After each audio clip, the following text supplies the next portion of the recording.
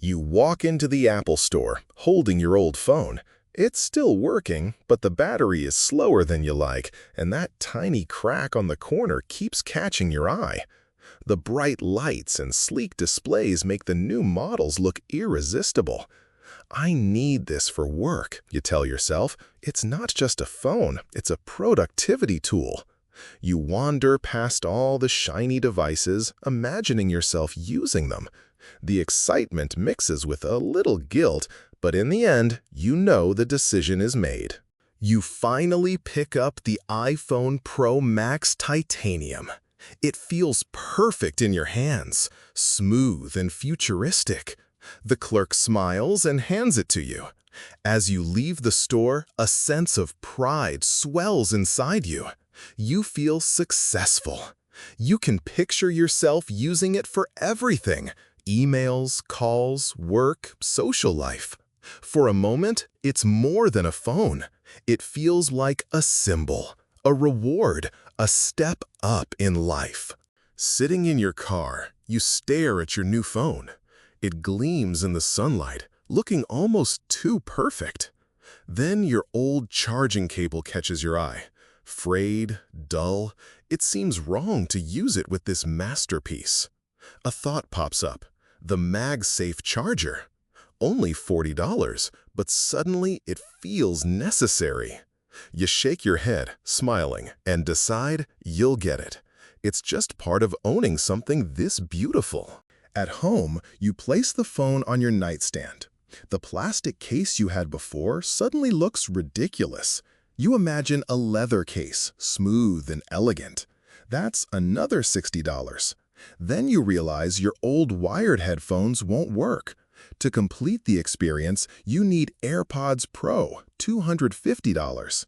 Within 48 hours, your $1,200 phone has quietly turned into $1,600, and you barely noticed. It's more than spending, it's a chain reaction. This isn't just poor money management. It's a psychological chain reaction known as the Ditto Effect. It explains why winning the lottery often leads to bankruptcy, or why buying a dream house can become a financial nightmare. Objects we own don't just serve us, they start owning us. My name is Bobby, and on this channel, we explore these invisible scripts that keep people broke. Today, you'll see why one purchase can spiral into many more. Let's travel back to France, 1765. Meet Denis Dittoiro, a brilliant philosopher, co-founder of the encyclopedia. Despite his fame, Dittoiro lived humbly: old clothes, worn rugs, a rickety wooden chair in a dusty library. Yet he was happy, content with his simple life. But then everything changed. Wealth found him unexpectedly, and with it, a new set of challenges and temptations he could never have imagined. Catherine the Great, the Empress of Russia, had heard about Ditto's financial struggles. She admired his work and offered to buy his library for a massive sum, while letting him keep all the books. Suddenly, Ditto was rich. For the first time in his life, he could indulge, and he did exactly that. A beautiful scarlet dressing gown, a luxury robe fit for a king, became his first indulgence. Ditto brought the robe home, put it on, and gazed at himself in the mirror. He felt powerful, elegant, wealthy.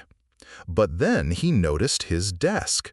Scratched, rotting, covered in ink stains, it clashed painfully with the grandeur of the robe. The harmony of his room was broken. He knew what he had to do: upgrade the desk to match the elegance he now wore. With the new mahogany desk in place, Ditto admired the combination, but the floor now looked shabby in comparison. The rug had to go, replaced by a plush Damascus masterpiece. Then the curtains appeared cheap. The chair looked like scrap wood. One by one he upgraded. Leather armchair, new paintings, sculptures, mirrors, obsessing over every object. Each addition created a need for the next. Months passed. Ditto systematically replaced everything he owned to match the scarlet robe's quality. At the end, Denis Ditto was broke again. He later wrote, "I was the absolute master of my old dressing gown, but I have become a slave to my new one." This is the Ditto Effect, the psychological spiral of consumption where our possessions begin to own us, not the other way around. Now, you might think, this is a story about a French philosopher from 300 years ago. How does it relate to me? The Ditto effect is more dangerous today. Modern marketing is designed to trigger it with precision. Every ad, every display, every influencer is nudging you to upgrade one thing and then another. One small purchase can quietly demand a cascade of spending you didn't plan for. Let's look at the fitness identity spiral. You buy a Peloton bike, maybe $1,500. It feels like an investment in health. But when it arrives, you realize your old gym clothes don't fit the image. You don't look like the instructors. Suddenly, you need cycling shoes, compression shorts, branded tank tops. A simple purchase turns into an entire identity makeover and an escalating expense. Your bike now dominates your living room. The space feels cluttered. You want a Zen workout environment, a yoga mat, dumbbells, maybe a new smart TV to cast workouts. Suddenly, the purchase of a bike isn't just a bike. It's a whole ecosystem of spending to maintain visual and psychological consistency. The chain reaction is real and powerful. This is the core of the Ditto effect: identity consistency. Humans crave alignment between their internal self-image and their external world. When you buy a high-status item, like a luxury car or designer handbag, you shift your identity. Every object that falls below that baseline suddenly feels wrong, creating tension that must be resolved with more upgrades. This is the core of the Ditto effect: identity consistency. Humans crave alignment between their internal self-image and their external world. When you buy a high-status item, like a luxury car or designer handbag, you shift your identity. Every object that falls below that baseline suddenly feels wrong, creating tension that must be resolved with more upgrades. The wardrobe must change, vacations must match, luggage must reflect status. This isn't spending for pleasure, it's spending to maintain coherence in your story. Fake it till you make it advice becomes financially toxic. A Rolex before you can afford it triggers a cascade: suit, car, dinners, all to match the anchor. One purchase spirals into many. Let's break down a home renovation. You budget $10,000 for new cabinets. Once installed, the yellowish 10-year-old fridge looks terrible. You spend $2,000 on a stainless steel fridge. Now the floor looks dated, $5,000 for hardwood.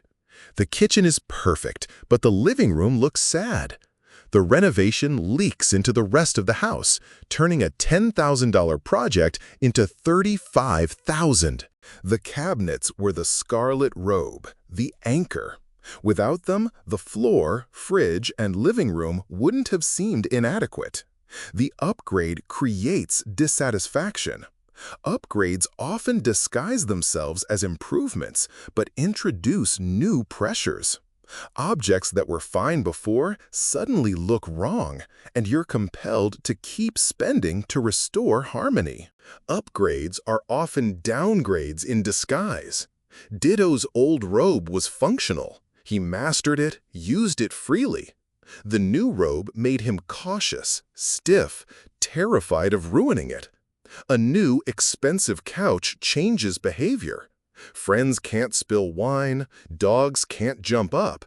You live in a museum, not a home, servicing your possessions instead of enjoying life. How do we stop the spiral? Step 1. Predict the chain reaction. Before any upgrade, ask, what else will this demand? Step 2. The buy one, give one rule. Remove old items when you get new ones. Step 3. Strategic downgrading. Keep anchor items humble. A beat-up car, a simple watch. No pressure to match status everywhere.